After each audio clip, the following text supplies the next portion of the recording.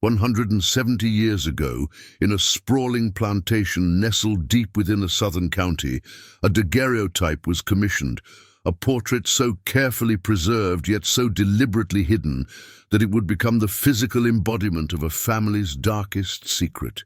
The photograph captured two subjects, a man of considerable wealth and prominence, and a child of ambiguous parentage whose existence was systematically erased from every official record, every family Bible, every will and deed. That child was never mentioned in the county records. No birth certificate existed. No schooling was documented. It was as if the infant had simply vanished into the landscape, swallowed by the machinery of a system designed to make certain lives invisible. For generations, descendants of this prominent plantation family believed their ancestry was pristine, unmarked by scandal or moral transgression.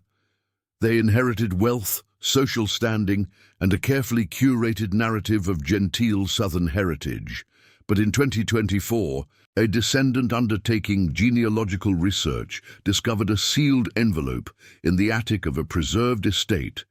Inside lay the daguerreotype, along with letters written in cipher and a confession never sent. The portrait itself was undeniable. It showed a man unmistakably the patriarch of the family, his hand resting protectively on the shoulder of a child whose features carried an undeniable resemblance to both the man and to the enslaved woman who had lived and worked within those plantation walls. What followed was not closure, but rupture. DNA testing confirmed what the portrait had always suggested. Court documents, previously sealed and nearly destroyed, were recovered from a courthouse basement. Medical records from an asylum revealed a crucial entry, and oral histories passed down through the families of the enslaved suddenly corroborated fragments of a narrative that official history had attempted to bury. This is not a story of redemption or reconciliation.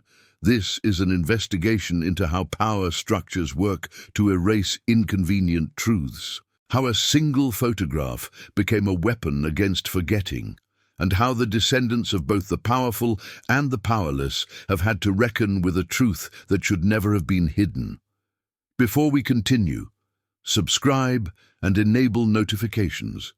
Here, we exhume secrets buried by official history and give voice to what was silenced. Chapter 1. The daguerreotype. The envelope had survived 172 years in conditions that should have destroyed it, wrapped in oilcloth, nested inside a leather box, hidden behind a false panel in the attic of the Ashford estate outside of Athens. When Dr. Margaret Chen first pulled the daguerreotype into the light, her hands trembled. She was not a historian by training, but a genealogist hired by a prominent family to verify their lineage for a heritage organization.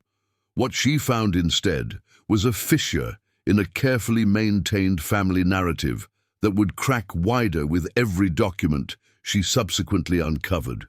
The daguerreotype itself bore all the hallmarks of mid-19th century portraiture: the formal pose, the studied composure, the clothing that screamed of affluence and social position. The man in the portrait was unmistakably James Ashford III, patriarch of the Ashford plantation dynasty, photographed around 1852 in the studio of a traveling daguerreotypist who visited the county every 3 years. But it was the second figure that demanded explanation. A child, perhaps 4 or 5 years old, stood beside him, one small hand resting on the man's knee.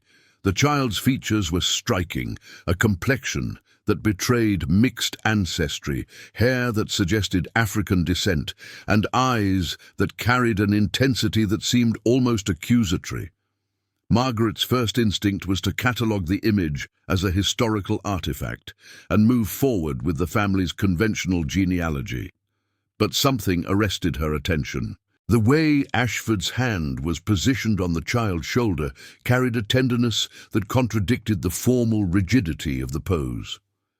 And in the background of the studio setting, barely visible, was a woman's silhouette, a figure that the daguerreotypist had clearly attempted to obscure, but whose presence remained embedded in the photographic emulsion. The family records contained no mention of this child.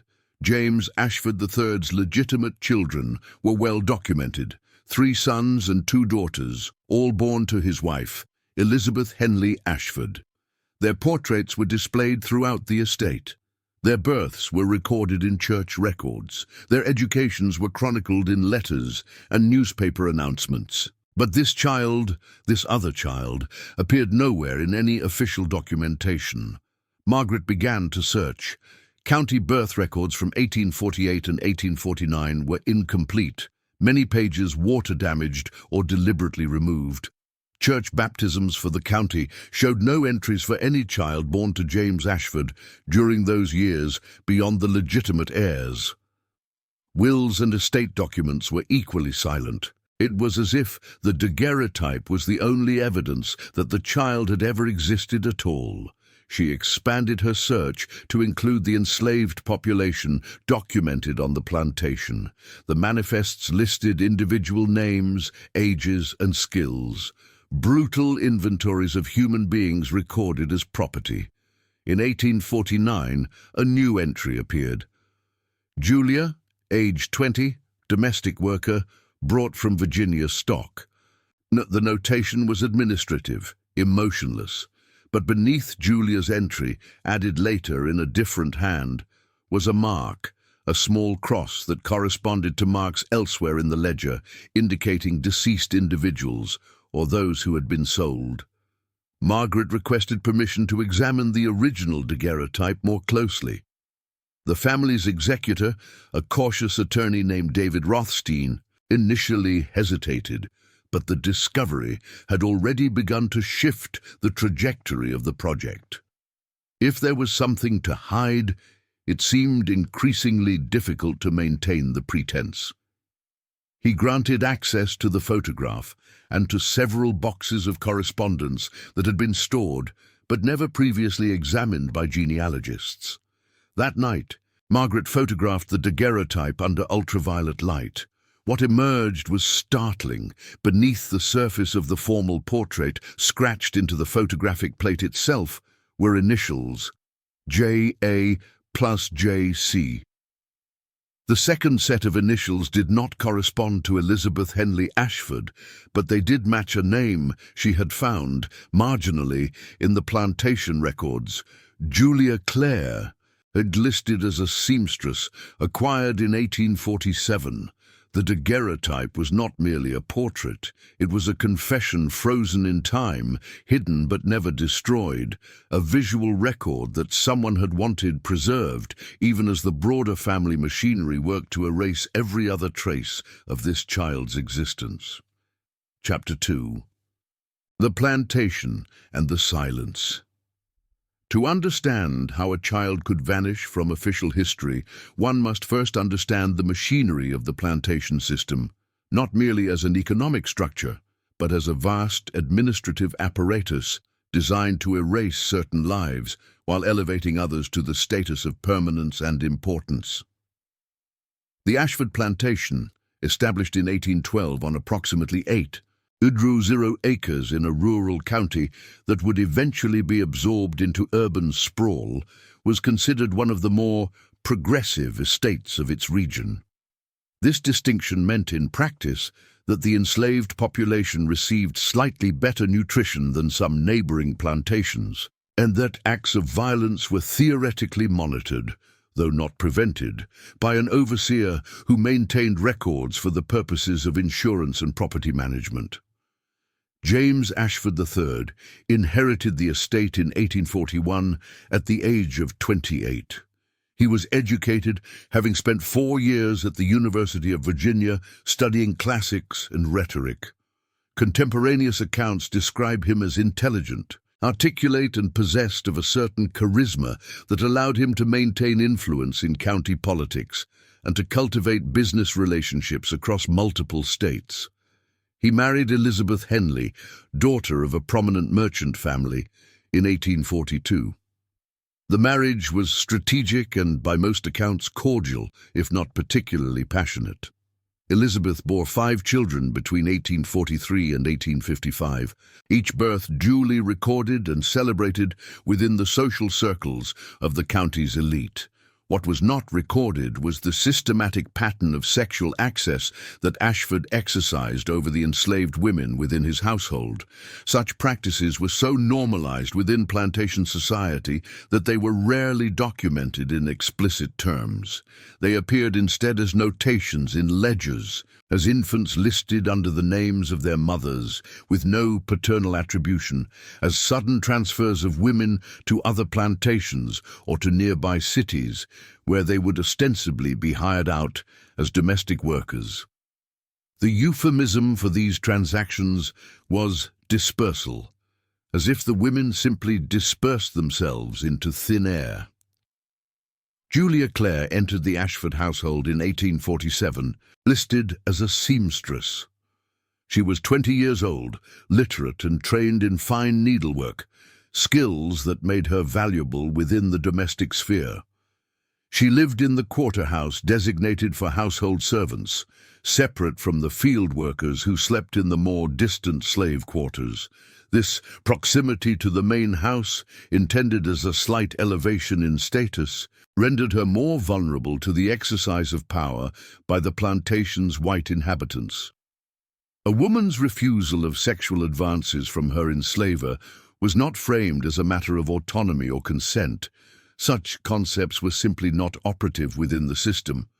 Refusal was framed as insubordination, punishable by sale, by separation from family members, by public humiliation. By 1848, Julia was pregnant. The pregnancy itself was not hidden. It was simply not acknowledged in the official records that mattered. She continued to work, her presence in the household accepted and unremarkable. When the child was born in early 1849, she was given a name that appears in no official documentation: Samuel. The boy was allowed to live in the quarters with his mother, where he would have occupied a profoundly ambiguous position, neither fully enslaved, given his paternal connection to the master, nor free, given his maternal ancestry and the legal doctrine of partus sequitur ventrem, which dictated that children born to enslaved mothers were themselves enslaved, regardless of their father's status. For approximately 5 years, the child existed in this liminal space. Then in 1852, something shifted. The daguerreotype was commissioned. The portrait itself was an act of acknowledgement that seems to contradict everything about how the plantation system was supposed to function. It was a physical record of paternity, of connection, of something approaching tenderness, all of which contradicted the dehumanizing logic upon which slavery depended. Perhaps Ashford experienced a moment of conscience. Perhaps he wished to memorialize his paternity in a way that circumvented the official records that would have required him to formally acknowledge the child. Perhaps the child's growing resemblance to his own features became something he could not ignore. The motivation remains unknowable, but the act itself was recorded in the photographic emulsion. What followed was erasure. The portrait was hidden. The child's existence was scrubbed from every accessible record, and Julia Clare was dispersed, sold, transferred, or possibly institutionalized. The plantation records make no explicit mention of what occurred, but her name ceases to appear in the ledgers after 1853, replaced by a new seamstress, whose name was simply recorded as Mira, age 18. The silence that followed was comprehensive. It was not merely the silence of official documents, though those remained silent. It was the silence of a community that knew or suspected and chose not to speak. It was the silence of family members who may have been aware of the arrangement and determined to protect the family's reputation. It was the silence of the enslaved population who possessed knowledge but understood that speaking would bring consequences far worse than complicity. For over 170 years, the daguerreotype remained the only witness to what had occurred. Chapter 3. The Discovery in the Archive. Margaret Chen spent 3 weeks in the courthouse basement, accompanied by a preservation specialist and armed with gloves, a mask, and a growing sense of dread. The basement of the county courthouse was a repository of chaos. Boxes marked with dates that bore no relation to their contents, ledgers stacked without regard for preservation, documents that had been water-damaged, partially burned, and then abandoned to the indifference of institutional neglect. She was searching for anything that might explain Julia Clare's disappearance, any notation that might clarify what had happened to the child, any scrap of evidence that contradicted the official narrative of his non-existence. In a box labeled Miscellaneous Estate Transfers, 1850-1860, she found it. A deed of sale dated 1853, transferring ownership of one female Julia Clare, aged 26, seamstress, sound of mind and body, from the Ashford estate to a private buyer in Charleston. The transaction was recorded in dry legal language, devoid of emotion or particularity. But what made the document significant was the notation in the margins, written in a different hand and in fading pencil, with child weaned from plantation. The notation was informal, the kind of thing an official might write for administrative purposes, never expecting it to be scrutinized 170 years later. The sale price was listed as $800, roughly $26,000 in contemporary currency.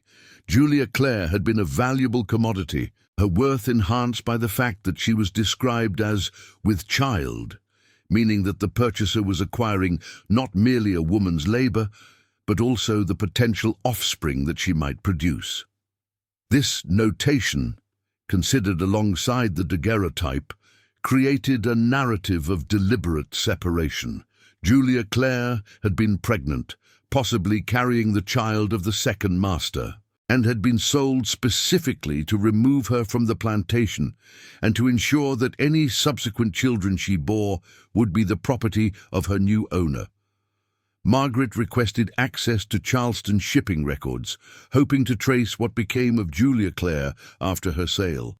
The records were incomplete, but she was able to identify a ship manifest from September 1853, listing J.C.R. female, 26, among domestic servants being transported to Mobile, Alabama. From there, the trail became increasingly fragmentary. Plantation records from Alabama made no mention of a woman named Julia Clare, though they did reference new stock arriving during that period.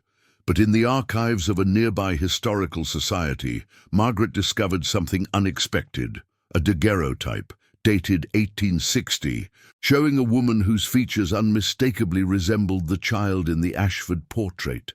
The woman in this second photograph was older, marked by the passage of time, and one might argue by suffering. She was identified only as M, standing beside 2 young children. The daguerreotype had been donated to the Historical Society in 1998 by a descendant of a Mobile-based family, with no context provided regarding the identity of the subjects.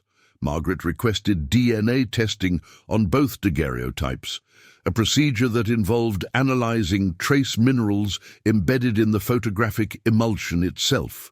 The results, delivered by a specialist in forensic photography, established a 94% probability that the woman in the 1860 photograph was the same individual as the child's mother in the 1852 portrait. She had survived. She had been separated from her child, transported across state lines, and sold again. She had borne additional children, and she had been preserved accidentally in the photographic record, a record that she herself could never have anticipated would serve decades later as evidence of her existence. Now, here is the moment to pause. Leave in the comments where you're listening to this story and what time of day you hear these silenced narratives. I want to know how far these buried testimonies reach. Chapter 4. The Child Who Vanished. The question of what became of the boy remained the most urgent and most elusive. The daguerreotype established that he existed, that he bore a striking resemblance to his father, and that he had been deemed significant enough to be formally portrayed at approximately age 4. But after 1852, every trace of him seemed to evaporate. He was not recorded as deceased in plantation records. He was not listed among the enslaved population in the 1860 census. He did not appear in any official documentation until over 150 years later, when DNA evidence would reveal his descendants living in a small community in Ohio. Margaret's breakthrough came through oral history, specifically through the descendants of the enslaved population of the Ashford plantation, whose family stories had preserved fragments of information that the official record had attempted to erase. Through a community historian named Dr. James Whitfield, who had been documenting the oral histories of descendant communities, Margaret was introduced to Mary Agnes Foster, 87 years old, whose great-grandmother had lived on the Ashford plantation until emancipation. Mary Agnes's family possessed a story that had been passed down through 4 generations. A child, born to a woman named Julia, and fathered by the master, had been taken from the plantation when he was very young and raised by a white family in Ohio who could provide him with the education and opportunities that his paternal lineage theoretically entitled him to. The story was fragmentary, lacking specific dates or names, but it aligned temporally with the disappearance of the boy from Ashford plantation records. Following this lead, Margaret researched families in Ohio who had ties to the South during the 1850s. She discovered a correspondence between James Ashford III and a man named Nathaniel Green, a distant cousin of Ashford's wife who lived in Columbus, Ohio. The letters, preserved in a family collection at Ohio State University, were primarily concerned with business matters and family gossip. But one letter, dated 1853, contained a passage that was notable for its obliqueness and careful phrasing. "Your generous offer regarding the young scholar has been accepted with gratitude. The boy's future prospects are considerably improved, and he shall want for nothing that his education requires. We trust that the distance and the change of scenery will afford him the opportunity for a life unburdened by the circumstances of his provenance."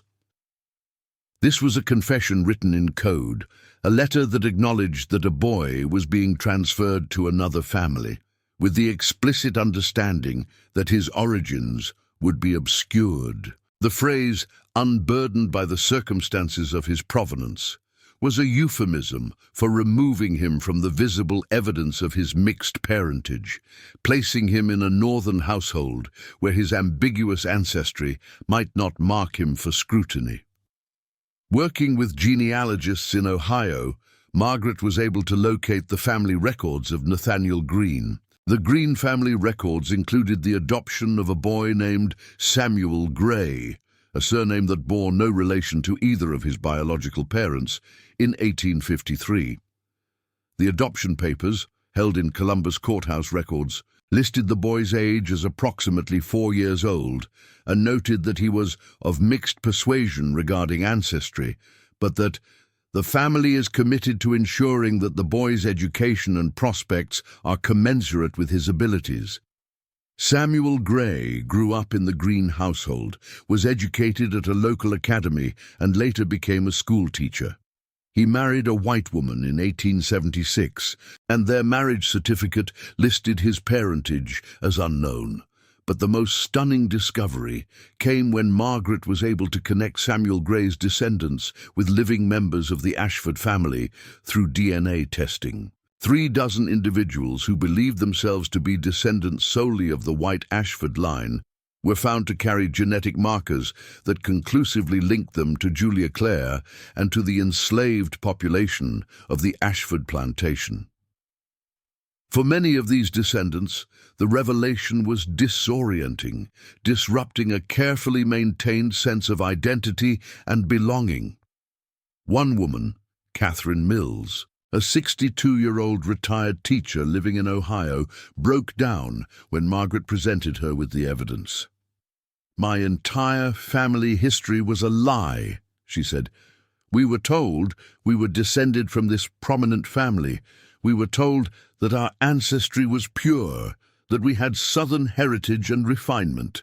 And it turns out that half of my genetic ancestry comes from a woman who was enslaved, whose agency was stolen from her, and whose child was taken from her as part of an elaborate cover-up."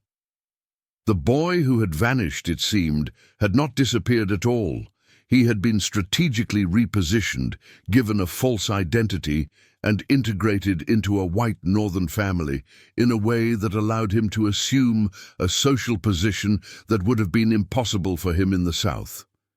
He had lived, in effect, a double life, inheriting an identity that obscured his true origins, even as his biological father had gone to considerable lengths to ensure his material well-being. Chapter 5.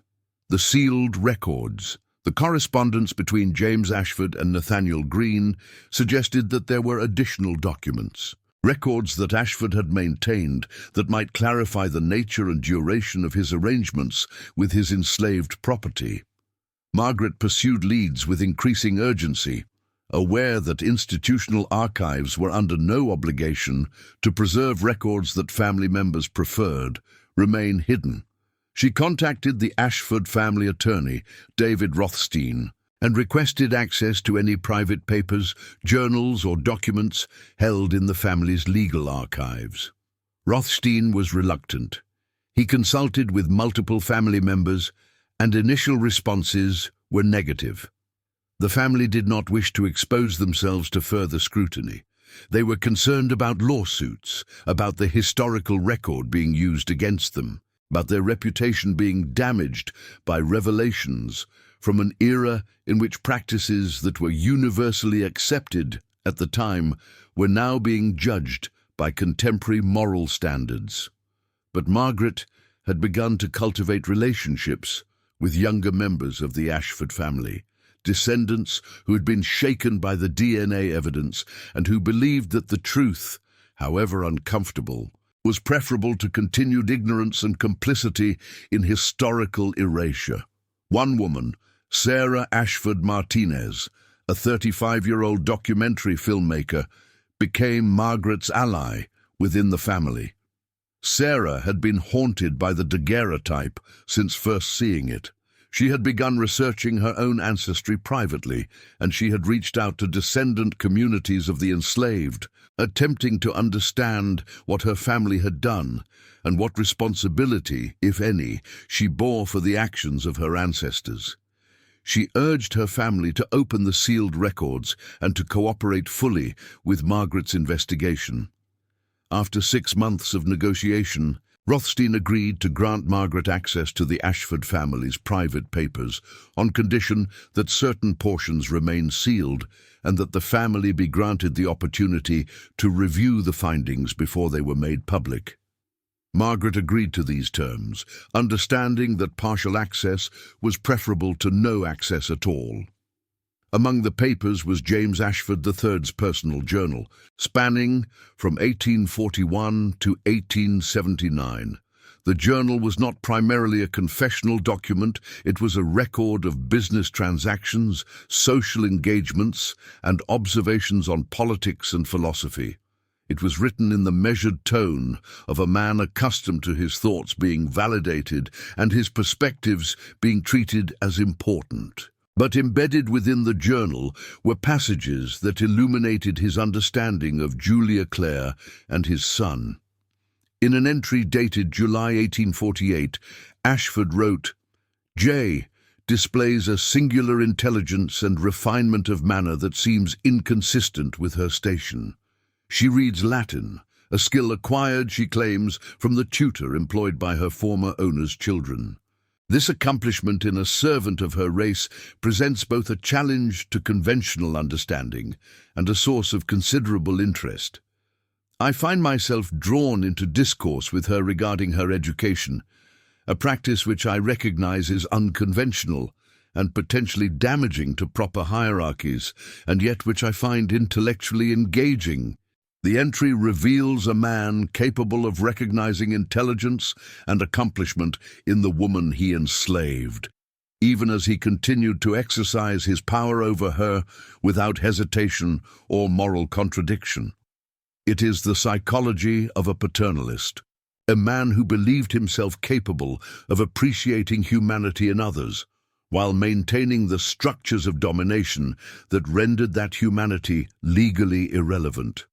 Later entries, dated after the child's birth, show Ashford grappling with the boy's paternity in language that alternates between detachment and something approaching affection. The boy grows daily in resemblance to myself, a fact that is impossible to conceal and yet impossible to acknowledge.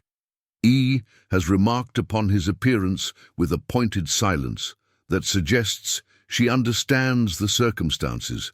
Though she has not directly confronted me, I have arranged for the boy to be schooled privately by an educated freedman, a practice that is becoming increasingly risky given the political climate. The child deserves the opportunity to realize the intellectual capacities that seem to be his inheritance from both sides of his lineage. The journal entries cease abruptly after 1853, with no further mention of Julia Clare or the boy. It is as if, once the separation was complete, Ashford ceased to permit himself to engage with the emotional and moral implications of what he had done. The absence of reflection, in some ways, is more damning than any confession might have been. Within a sealed envelope, dated 1879 and addressed to his eldest son, Margaret discovered a brief letter written in Ashford's deteriorating hand. The letter was a deathbed confession, never sent, never meant for external consumption. I am aware that the manner in which I have lived has created obligations and incurred debts that no accumulation of wealth can repay. If this letter is discovered after my death, I wish it to be known that I did provide for the boy, financially, educationally, and with what dignity the circumstances allowed. I did not permit him to be destroyed by the system to which he was born. This knowledge brings me neither redemption nor peace. It merely confirms the extent of my moral failure. I ask forgiveness not because it is deserved, but because I have not the courage to face the magnitude of what has occurred. The letter was heartbreaking, not in its expression of regret, but in its stunning self-focus. Ashford's concern was for his own moral standing, for his own need for forgiveness, a need that could be satisfied through the act of confession itself. There was no acknowledgement of Julia Clare's suffering, of her loss, of the decades of life that had been stolen from her. There was only Ashford's acknowledgement that his conscience had been troubled, as if the troubling of his conscience was the injustice most worthy of attention. Chapter 6. The Truth in Fragments. The discovery of Ashford's confession marked a turning point in the investigation, but it also clarified how fragmentary and incomplete the historical record remained. Even with full access to private documents, substantial pieces of the narrative were simply missing. What happened to Julia Clare after she was sold to Charleston? Did she know what became of her child? How many years passed before she learned that he had been placed with a family in Ohio, removed not only from her presence, but from the world in which she lived? These questions could be addressed only through inference, through the careful reconstruction of documents, and through the oral histories preserved by descendant communities. Margaret's investigation expanded to include collaboration with university researchers, with descendant community organizations, and with historians specializing in the recovery of enslaved people's experiences. Through this collaborative work, additional fragments emerged. A letter from 1857, preserved in a mobile family archive, described a seamstress working in a household, and mentioned casually that she spoke often of a son taken from her and placed in the northern states, a fact that occasioned her considerable sorrow. A plantation record from Alabama, documented a woman identified as J being purchased in 1854, and noting that she had borne 3 additional children while enslaved there. The dates aligned with Julia Clare's trajectory after her sale from the Ashford plantation. Through DNA testing of remains recovered from an unmarked cemetery in Alabama, researchers were able to establish that Julia Clare had lived until approximately 1898, when she would have been in her 70s. She had survived slavery, survived being sold away from her child, survived Reconstruction, and had lived into the era of Jim Crow segregation. Her descendants, many of whom were unaware of her story until Margaret's investigation brought it to light, have provided oral histories suggesting that Julia Clare had spent her final decades speaking often about a son she had lost, a child who had been taken from her, and wondering whether he had lived to know freedom. Samuel Gray, the boy in the daguerreotype, lived until 1921. He died in Columbus, Ohio, in an influenza epidemic that swept through the city that winter. His death certificate listed his occupation as schoolteacher and his cause of death as pneumonia. It made no mention of his origins, of his mother, or of the circumstances of his birth. His descendants, many of whom grew up with a vague awareness that their ancestor had been adopted and that there was something unusual about his background, had never understood the full implications of that adoption or the system it had been designed to obscure. When Catherine Mills, the Ohio descendant who had been emotionally devastated by the DNA evidence, learned of her connection to Julia Clare's line, she made a decision that would reshape the narrative's public trajectory. She reached out to descendant communities and suggested a collaborative documentary project. Working with Sarah Ashford Martinez, the filmmaker, and with Dr. James Whitfield, the community historian, Catherine began collecting testimonies from descendants of both the Ashford family and the enslaved population, whose lives had been intertwined with the plantation. These testimonies revealed the long shadow cast by the daguerreotype across generations. Descendants of Julia Clare spoke of family stories that had survived, fragmentary and confused, but persistent. Stories of a woman who had been taken away, of a child lost to institutional separation, of a family fractured by a system that treated human beings as disposable property. Descendants of the Ashford family spoke of growing up with an incomplete understanding of their heritage, of learning that their ancestry included not merely proud southern plantation owners, but also the perpetrators of systematic violence and sexual coercion. One descendant of Julia Clare, a woman named Dorothy Williams, 73 years old, wept during her testimony. "My grandmother told me that our family had been scattered by slavery, that some members had been sold away, that we had relatives we had never met and would never know. She said that one of our ancestors had been separated from her children, and that this separation was the original wound from which all of our subsequent struggles had flowed. I understood the story as a historical fact, something that had happened long ago.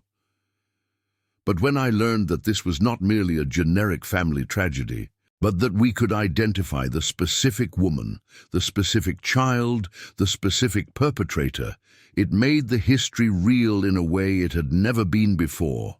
If this story has captured you, please leave a like. It helps the truth of Julia and Samuel's family reach more people. Chapter 7. The Moral Reckoning. In 2024, more than 170 years after the daguerreotype was taken, a committee was formed to consider questions of historical accountability and contemporary responsibility. The committee included descendants of both the enslaved and the enslavers, academic historians, legal scholars, and community members. Their task was not to assess guilt, the legal perpetrators were long dead, but rather to determine what contemporary reckoning might look like, and how institutions and families might engage with the historical record in ways that honored both the victims and the complex humanity of subsequent generations. The Ashford family made a public statement acknowledging their ancestors' participation in slavery and in the sexual coercion of enslaved women.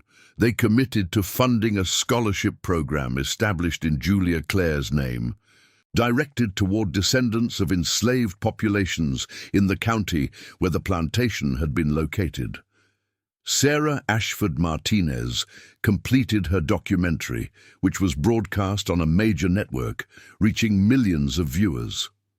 The daguerreotype, which had been hidden for 172 years, was placed on permanent display in a museum dedicated to the history of slavery in the American South, alongside the portrait of Julia Clare and contextual materials explaining the circumstances of their creation. But the broader moral questions remained unresolved and perhaps unresolvable. What does it mean to offer financial redress for historical trauma that continues to reverberate through generations? What does it mean to acknowledge responsibility for actions committed by ancestors, actions that benefited you and created disadvantages for others? These are questions without clean answers, questions that each generation must grapple with anew. The descendants of Julia Clare and Samuel Gray, upon learning their story, expressed a mixture of pain, anger, and something more complicated, a sense that being denied knowledge of one's own history is itself a form of violence. Catherine Mills, the Ohio descendant, began working with universities to develop curriculum materials about the daguerreotype and its history, ensuring that students would learn not merely the facts of slavery and coercion, but the specific human stories preserved in the historical record. Dorothy Williams, the descendant of Julia Clare, visited the plantation site in the South for the first time in 2024.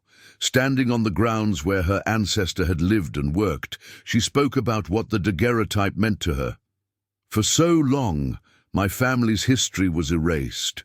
We were told we were slaves, but we weren't given the names of the people we were enslaved from. We weren't given the specific details that made the history human rather than abstract. This photograph, this is proof that my ancestor existed, that she had a child, that someone at least acknowledged her and her child's existence enough to create a visual record. It doesn't undo what happened to her, but it does mean that her erasure was not complete. It means that the truth can still emerge." The investigation into the daguerreotype also prompted broader institutional changes. The courthouse basement, where so many records had been left to deteriorate, was reorganized and properly preserved. The county established a commission dedicated to recovering and preserving the histories of enslaved populations that had been systematically erased from official records. Other counties and states, inspired by the Ashford Project, began similar efforts, recognizing that countless documents, daguerreotypes, letters, diaries, contained evidence of lives that the official record had attempted to erase.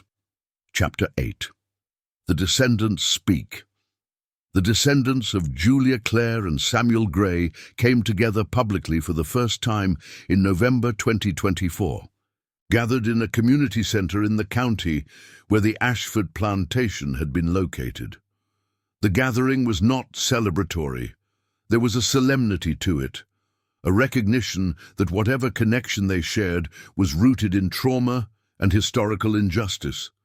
But there was also a sense of completion, of a narrative finally being told, of a silence finally being broken. Miriam Grant, a 68-year-old descendant of Samuel Gray, spoke first. "My father used to say that he came from a line of teachers, that education was his family's heritage. He said it with pride, but he never fully explained where that pride came from. I inherited that value without understanding its origins. Now I know that my ancestor Samuel Gray became a teacher because someone, acting out of conscience or obligation, made it possible for him to be educated. I don't know whether to be grateful for that act or to be angry about the system that made such an act necessary. I suspect I will spend the rest of my life holding both feelings simultaneously. Marcus Thompson, a 53-year-old descendant of Julia Clare, spoke about the implications of learned that his ancestor had borne additional children while enslaved in Alabama. I come from a larger family than I knew. I have relatives whose names were never recorded, whose births were never celebrated, whose lives were treated as insignificant. Learning about them makes me feel both more connected to history and more burdened by it. I will never meet them. I will never know their names. But I know that they were real, that they lived, that they suffered, and that their suffering is the foundation upon which my family's subsequent survival was built. Sarah Ashford Martinez, the filmmaker and descendant of James Ashford III, struggled visibly with her words. I grew up thinking that my family's history was something to be proud of. I learned, gradually, that my ancestors perpetrated extraordinary harm. Learning about the daguerreotype forced me to confront not just the abstract fact of slavery, but the specific ways in which my family exercised power over other human beings. It's not a comfortable truth, but it's the only truth that matters. The Descendants, working together, made a collective decision to establish a foundation dedicated to funding historical research into the experiences of enslaved populations in the county and to supporting education initiatives focused on teaching the full, uncomfortable history of American slavery. They named the foundation after Julia Clare, and they committed to ensuring that her story and the stories of millions of others whose names have been lost or erased would be recovered and preserved. Catherine Mills, who had become central to the project's public-facing work, articulated a broader vision. For too long, slavery has been treated as an abstraction, as an economic system, as a historical period, as something that happened in the past. What the daguerreotype does is make slavery concrete. It shows us specific people, specific relationships, specific acts of cruelty and coercion. It doesn't make slavery more tragic or more evil than we already knew it to be. But it does make it real in a way that abstract history cannot. And once history is real, we can't hide from it anymore. Chapter 9. Memory and Silence. 172 years after James Ashford III commissioned the daguerreotype of himself and his illegitimate son, a child born to an enslaved woman was separated and placed with a white family in the north. The photograph was discovered in a sealed envelope in an attic. The discovery itself was accidental, the result of genealogical research undertaken by someone who had no awareness of what they would find. It is tempting to treat this discovery as a story of redemption, of truth finally emerging, of justice being served through historical recovery and acknowledgement. But the story of the daguerreotype is more accurately a story about the persistence of truth despite systematic efforts at erasure, and about the ways in which institutional silence can be maintained only through constant vigilance and through the cooperation of entire communities. The photograph did not reveal the truth. It had always contained the truth. What changed was the conditions under which the truth could be acknowledged and the social framework within which it could be heard. Julia Clare lived 75 years after the daguerreotype was taken, spending most of that time as an enslaved woman in the American South and subsequent decades as a black woman living under Jim Crow segregation. She never saw her son again. She never knew definitively what became of him, though family stories suggest she may have learned fragments. She lived and died without seeing the truth of her story publicly acknowledged. That acknowledgement came only through the work of descendants and historians, undertaken decades after she had been forgotten by the official record. Samuel Gray lived 68 years, educated and financially provided for by his father, even as his maternal lineage was systematically hidden from him. He married, had children, and became a teacher, fulfilling unknowingly the role that his father had envisioned for him. He died not knowing the full circumstances of his adoption, not understanding the specific system of exploitation and erasure that had necessitated his removal from his mother's presence. The daguerreotype itself remains, a photographic record of a moment in time, a frozen instant in which paternity was acknowledged and identity was claimed. The photograph was never meant to be hidden. It was created by someone, James Ashford, who wished to preserve an image, who felt the need to create a visual record of his son's existence.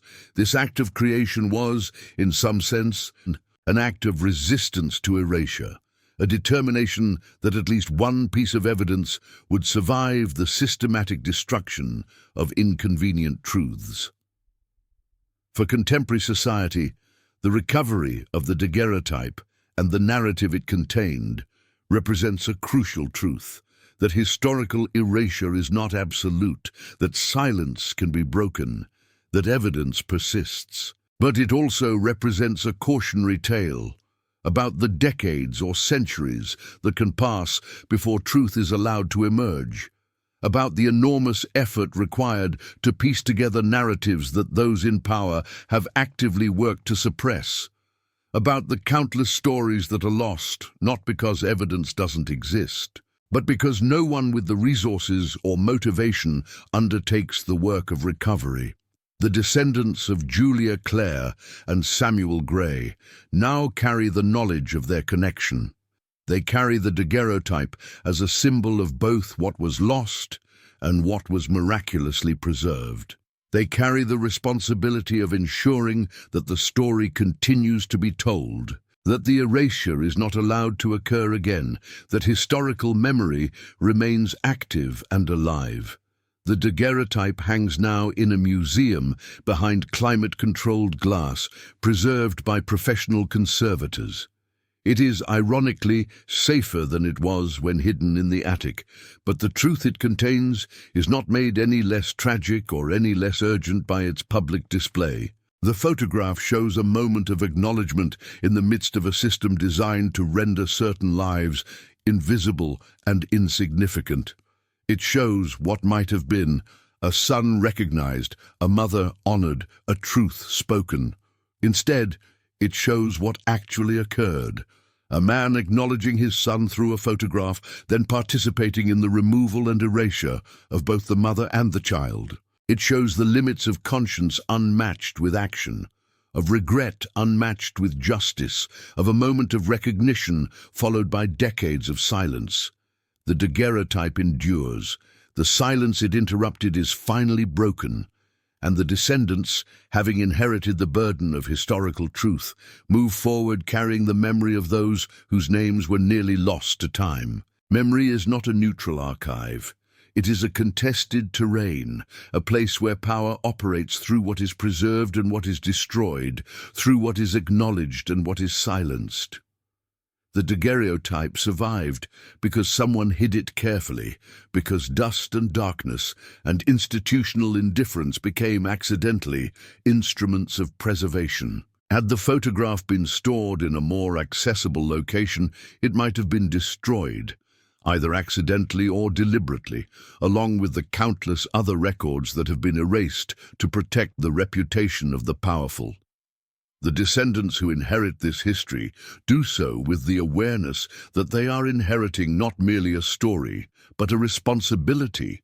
The responsibility to ensure that the erasure does not continue, that the silence is not reimposed, that the truth remains audible. This responsibility is not one that can be discharged through a single act of acknowledgement or through a foundation or a museum display. It is a responsibility that must be renewed constantly in each generation through the active work of remembering, of teaching, of refusing the comfortable fictions that obscure and distort history. Julia Clare's life was stolen from her.